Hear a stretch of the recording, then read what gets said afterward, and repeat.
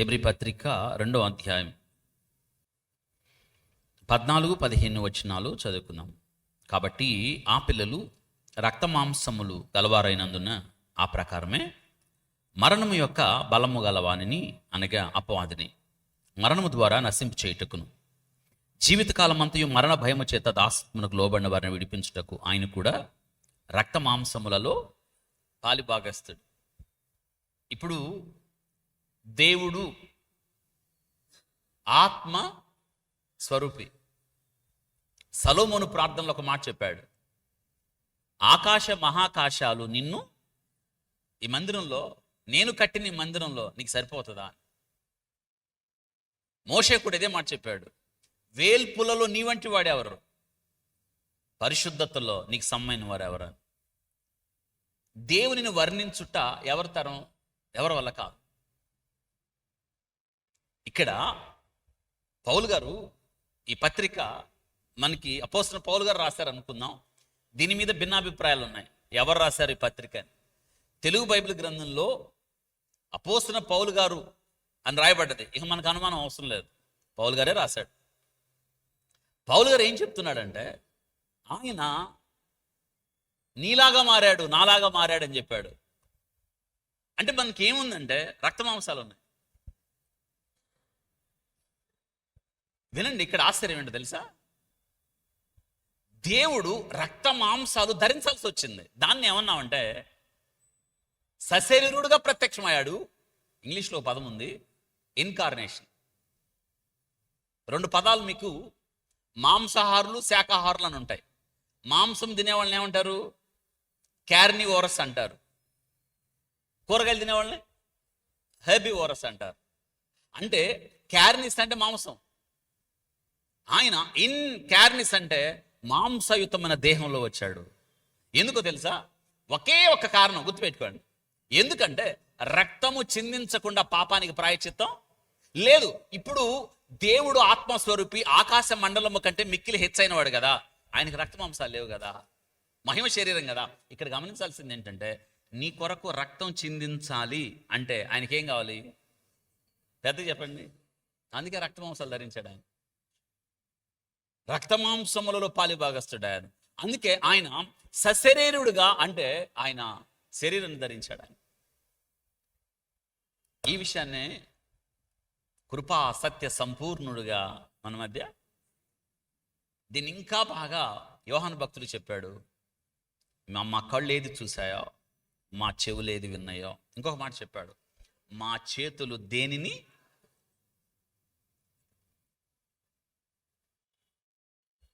చూసారా. ఇప్పుడు నాకు సెకండ్ ఇచ్చారు, మీరు నాకు సెకండ్ ఇచ్చినప్పుడు నా చెయ్యి మీకు తగలాలా వద్దా? తగలకపోతే గుండె అయిపోయింది మీకు. అంటే ఏమో, నాకు రక్త మాంసాలు ఉన్నాయి కాబట్టి ఇక్కడ ఆబ్జెక్ట్ తగులుతుంది. ఇక్కడ యోహాను భక్తుడు అదే చెప్పాడు, ఏంటంటే మేము మా కళ్ళు చూసాయని, ఆ దేవుడు మానవుడైన వేళ మా చెవులు ఆయన మాటలు విన్నాయి, మా చేతులు ఆయన్ని తాకి చూచాను. ఎందుకు ఆయన రక్తమాంసముల్లో పాలిభాగస్తుడు అయ్యాడు అంటే అద్భుతం. ఒక్కటే కారణం ఏంటంటే, పాప బంధకాలలో ఉన్న నిన్ను నన్ను విడిపించడానికి. రక్తము చిందించకుండా పాపానికి ప్రాయశ్చిత్తం లేదు కాబట్టి, ఆ రక్తము, మానవ రక్తం సరిపోదు కాబట్టి, యోబు భక్తుని అంగలార్పు, పాప సహితునులో నుండి పాపరహితుడు. అందుకే స్త్రీ సంతానం. వంశావళుల్లో కనెనో కనెనో కనెనో కనెనో, కానీ యేసుక్రీస్తు దగ్గరకు వచ్చి స్త్రీ సంతానం.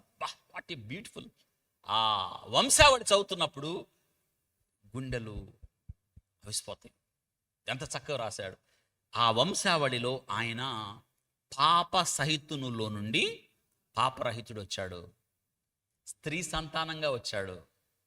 ఆయన పరిశుద్ధాత్మ ద్వారా గర్భము ధరించింది. యేసుక్రీస్తులో ఉంది పరిశుద్ధ రక్తం. అందుకే మానవాళికి పాప ప్రాయచిత్తం యేసు రక్తం. ప్రతి పాపము నుండి నిన్ను నన్ను. ఇక్కడ ఏం చెప్తున్నాడంటే, మనకి ఒక శత్రువు ఉన్నాడు, ఆ శత్రువు మరణం. మరణం అండి. ఎందుకు? పాపమునకొచ్చు జీతం. అవును, ఆజ్ఞాతిక్రమం పాపము, పాపమునకొచ్చు జీతం. ఏ భేదము లేదు, అందరూ పాపము చేసి దేవుడు అనుగ్రహించు మహిమను మనందరం అనుకోవాలి. మరి ఇంతేనా ముగింపు? ఇంతేనా కాదు, దానికి పరిష్కారం ఉంది. ఏంటంటే, ఏ మరణం అయితే మనకు భయమో, ఏ మరణం అయితే దేవుని దూరం చేసిందో, ఏ మరణం అయితే మనకు శాపమైందో, ఏ మరణ పొమ్ములు గుచ్చుకుందో, యేసుక్రీస్తు ప్రభువారు అక్కడికే వచ్చి ఆ శరీరాన్ని ధరించి ఆ రక్తమాంసములలో పాలిభాగస్తుడై. అయితే నీకు నాకు ఆయనకి తేడా ఏంటంటే, మనలో ఉంది పాప రక్తం, ఆయనలో ఉన్నది పరిశుద్ధ రక్తం. వింటున్నారా? ఆయన మరణాన్ని మరణంతోనే జయించేశాడు. ఆయన మరణము నిన్ను నన్ను బంధించింది. ఎందుకంటే పాపం చేసిన వాడే మరణించాలి. అవును, మనుషులు ఒక్కసారి మృతి పొందవలని నియమించబడెను, ఆ తర్వాత తీర్పు జరుగును. ఎందుకంటే పాపమునకొచ్చు జీతం మరణం కాబట్టి పాపము చేసిన వాడే మరణించాలి. పాపం చేసిన వాడికి మరణం మీద అధికారం ఉంటుంది. కానీ ఆయన పాపం చేయలేదు కాబట్టి మరణానికి ఆయన మీద అధికారం. అందుకే ప్రభు చెప్పాడు, నా అంతటా నేను నా ప్రాణాన్ని పెడుతున్నాను, ప్రాణం పెట్టడానికి నాకు అధికారం ఉంది. తిరిగి ఎవరు చెప్పారు ఇట్లా? ఈ ప్రపంచంలో దేవుళ్ళు అనబడిన వారు ఎవరన్నా ఉన్నారా? అందుకే సొలొమోను అన్నాడు, అసమానుడు. అందరూ చెప్పండి, ఎవరైనా ఇష్టంగా ప్రాణం పెట్టాడు.